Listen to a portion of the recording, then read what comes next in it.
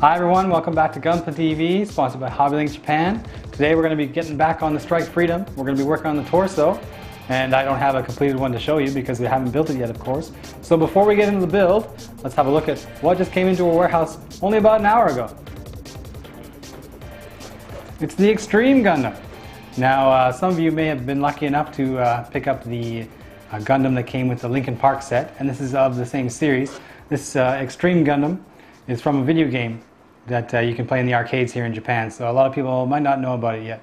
But this kit actually comes with things you can use in the arcades. Now, game machines in Japan, you have a little card, you put it into the reader and you can mash away at the video game, and this one actually comes with your own card. Every kit's going to get a random card that you can play. In the games, it's of course not much use to people outside of Japan, but it's cool to at least be able to participate in this kind of thing. So this is the Extreme Gundam, and we'll have this guy built sometime soon. And now, let's get on to the PG Strike Freedom. Alright, so here we are with the torso. And like any torso on any Gundam kit, first thing you're going to do is make the pilot seat and put him in there. So I've already made the pilot seat, and you can see he's sitting in there. And I haven't actually detailed him up. I'm not one of those guys to take a paintbrush to a 1/100 or 1/60th scale figure. But I know a lot of people do it. One of these days maybe I'll get up the nerve to sit down for an hour and paint one of these guys, but it's not going to happen on the show. And once we get this guy in here, a couple more pieces, it gives us this movable arm. And what this is for is this piece. We have to slide this piece on top so that he will open and close his door. I'll just put this on here. So this goes on here now. We have to line these up carefully because they actually slide right in this hollow here. This is where we're going. You don't have a lot of room to work with when you're putting this on. And it kind of clicks in there, but not quite. The manual states that it will make that pa-ching sound, but it's not quite that. And he does open and close, just like this. So we'll put this aside here while we work on the next part. Now we're back to using the lame frame color, but this is not going to be seen once this kit is built, so it's not too big of a deal. We get out these big pieces. Look at the size of these pieces here. They're fairly sizable, but this is 1/60 scale and it's a torso, so it doesn't make sense.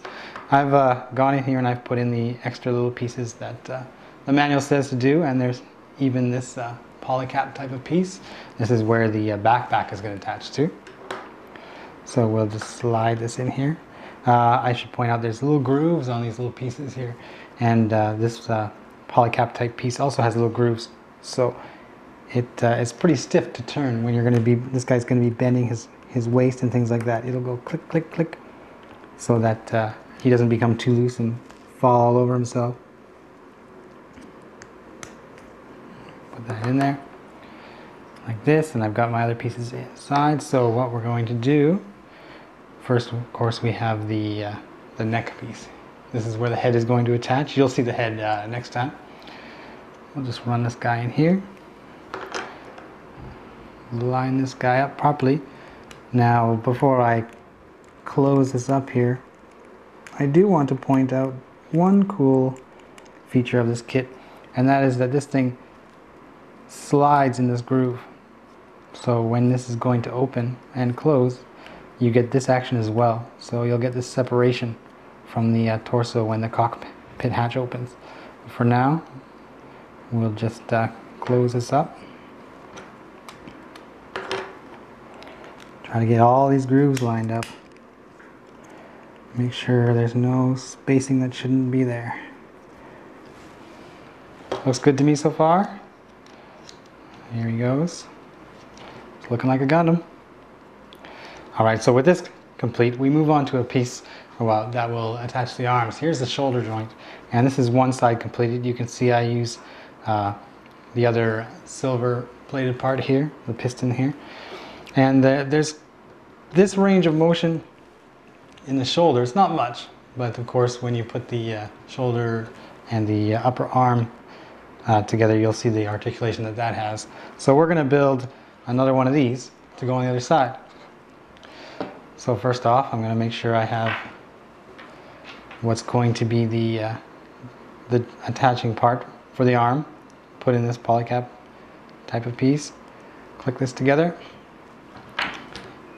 and then get out my next set of pieces here. So this is supposed to go on from above, and this of course from below.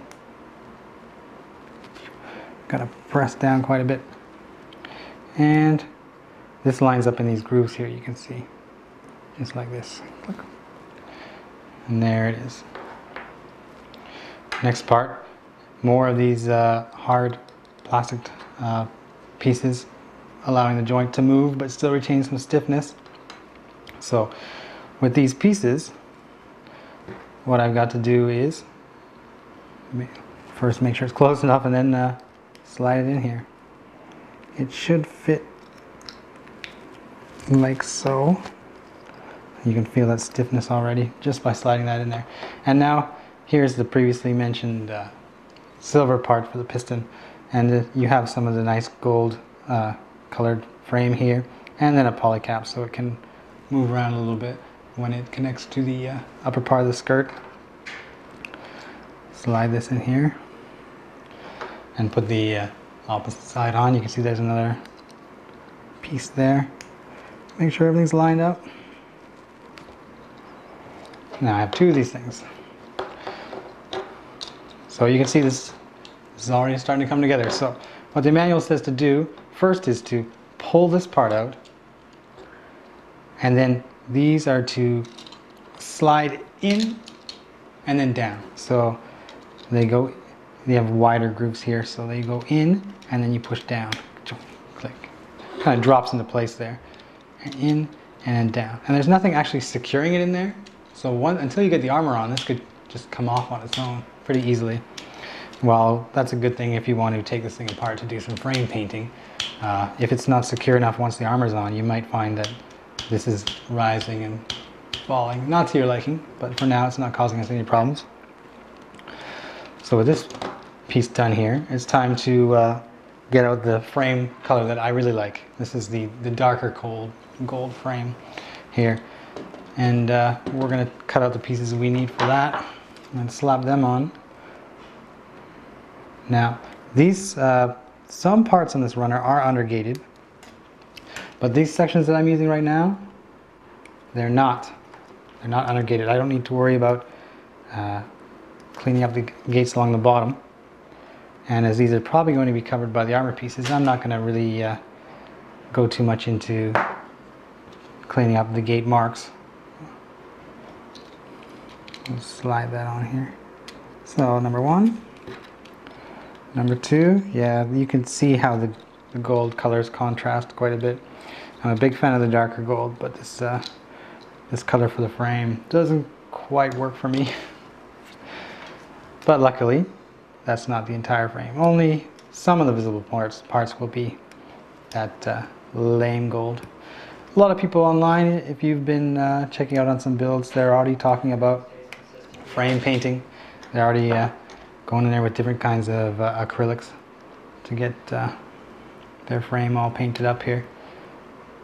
So this next part is going to drop in from above.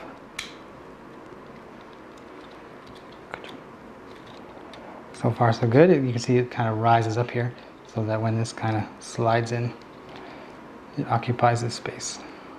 Very nice. Next up, I'm going to get out the eye runner. Now the eye runner is this grayish color. Close up it looks kind of plasticky, but once you get this whole thing together, if you throw a top coat on, you don't have to worry about that look too much. Put in from above.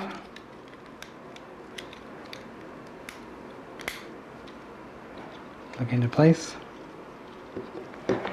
And here's the front part of the chest here. You can see this, I've already put this piece in. So of course that nice gold that I like, along with a secondary piece. So first we're going to put this secondary piece inside. Once I line it up properly, that is, of course. If I fail to line it up properly, then it's not going to go very far. And then this next piece. The next piece is this way. Now this is the first time I'm actually doing this, and I'm kind of wondering to myself how exactly it's supposed to line up, because I don't see too many grooves that are actually going to allow that to happen. However, just placing it in there feels like I've already got it. But just to be sure, I'm going to take it off and I'm going to try a second time to get this groove.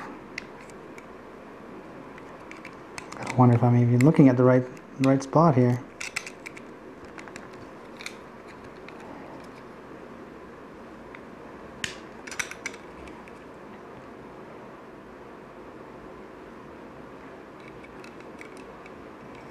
I see. We have some slight grooves there. This is as far as it's going to go. Just like this.